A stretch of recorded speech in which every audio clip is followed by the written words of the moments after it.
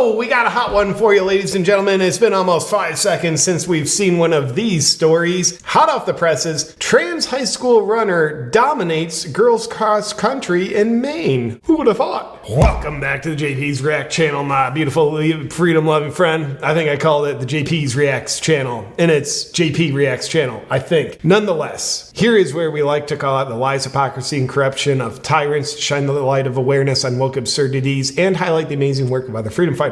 Now, there's been a trend, and it probably affects high school sports the most because that's probably where the most amount of athletes are by population. We've got a biological boy competed as a freshman in cross country. It's where you run, I think they run like 3 miles, something like that. Distance running. Competes as a freshman. He is ranked 172nd in the district. I think I'll fact check that in a second. And now as a sophomore, magically, that same boy is now a girl and he's ranked 4th in the district. Must have been training hard. But is hard training enough to make that much of an improvement?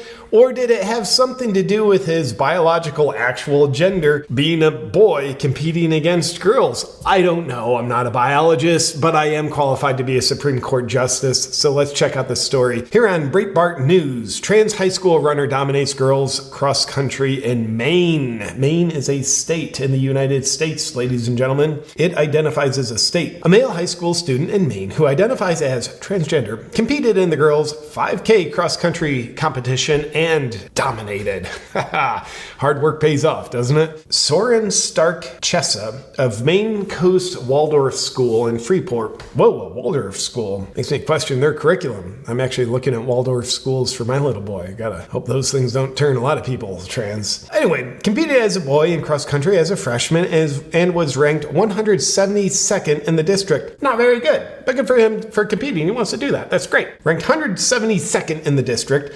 1 year later, he ran as a girl and shot up to 4th. I mean, those are almost Leah Thomas numbers, ladies and gentlemen. You know, she's ranked number 87,000 as a male swimmer and then the best female swimmer. I'm certainly suspecting that this girl just really started training hard. So go from 172nd to 4th. I mean, what else could it be?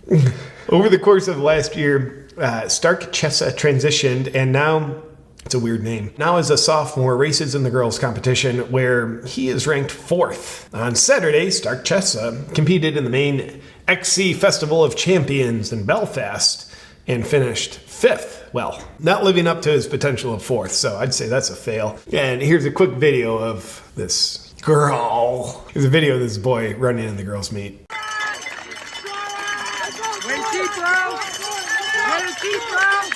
By the way, you hear that guy, he's yelling the loudest in the background. He's yelling something like, dig deep, girl. It's great.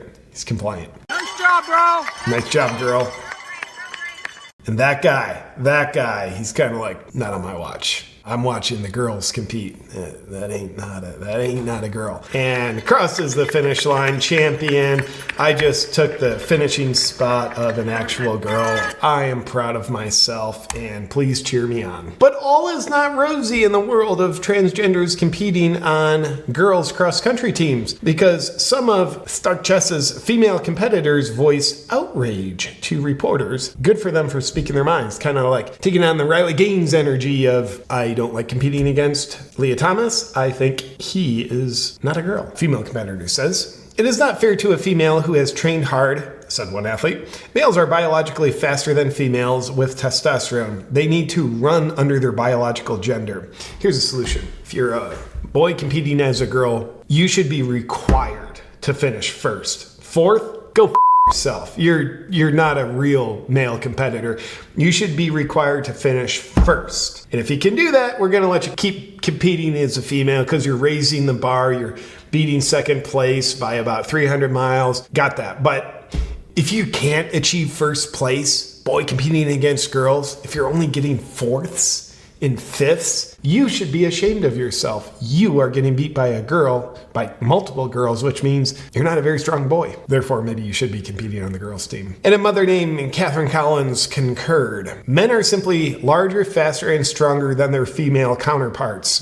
That sounds like right-wing extremism to me. To compare, the top-ranked female high school runner in all of New England would only be ranked 47th among high school boys in Maine. Yeah, like now we're infusing a little reality into the situation. She says the top ranked female high school runner, looking at her times compared to the boys, she would only be ranked 47th. Why is that? Because boys, physiologically speaking, have a competitive advantage.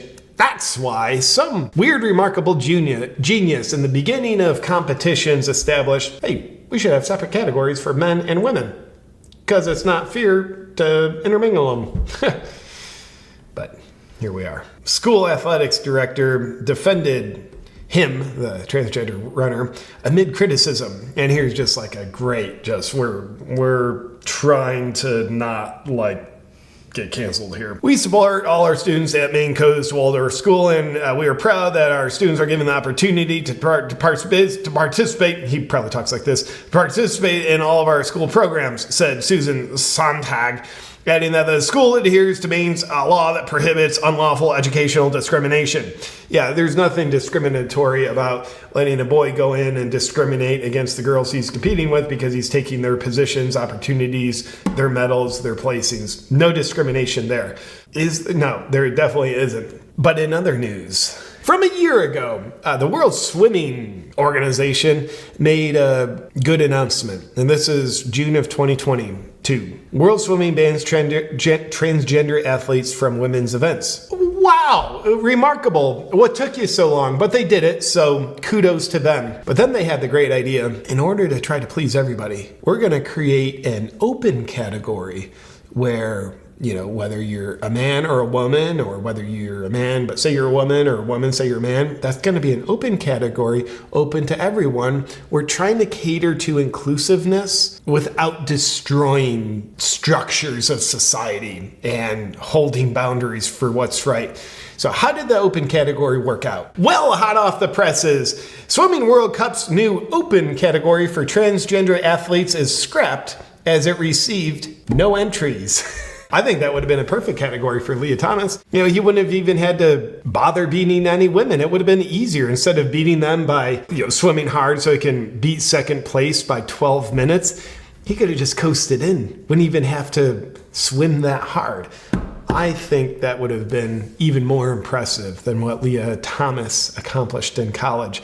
So weird. Weird. The cries, hey, we need competitive places for our trans athletes, and ideally the women's competition is where we like them, but, okay, an open category, let's try that. Yeah, well, nobody freaking entered it, so should we even have the open category? Personally, I'm not drastically opposed to it, and I'm also not drastically for it. I think, especially like a sort of professional sports organization, keep in mind that's a business. So their business needs to generate revenue. If they have some new open category, is it going to bring in more revenue than it costs them to operate and hold the open category? That's the question, and I think each of those businesses should discern for themselves if that makes sense to their business objectives. And then also, here's another reason why I'm probably more against an open category. It kind of caters to the lunatics. It's kind of like letting the inmates run the asylum. Like, I should have an open category if I can't compete in the women's category. It's kind of like letting an insane person who's heavily intoxicated say, I want to drive a car. Okay, well, here's cars for you. Yeah, still, inmates running the asylum, probably not a good idea. That's the latest on the girls' competition and high school cross country. And the good news is it seems like more and more people are speaking out about it, more parents, more female competitors than even a year ago when this crap was happening. The intimidation for people to be intimidated into silencing themselves and censoring themselves on the whole, that seems to be lessening. And for me, that is a beautiful sign of actual progress. How's that, progressives? With that said, my beautiful freedom-loving friend, thank you for watching this video. I'll look forward to seeing you on our next one. We'll have some intriguing stuff for you. But first, I want to bring you a quick message. Special announcement, my friend. I want to let you know that I've just launched my very own children's book. It's called Chomp, Chomp, Chomp, the Snapfast Challenge. It's a book I've launched with Brave Books, who specialize in bringing pro-freedom, pro-America, pro-God messages to children and families all around the world. We all know the big problem out there. There are so many dangerous ideologies designed to get into the minds of children and compete for space in their minds.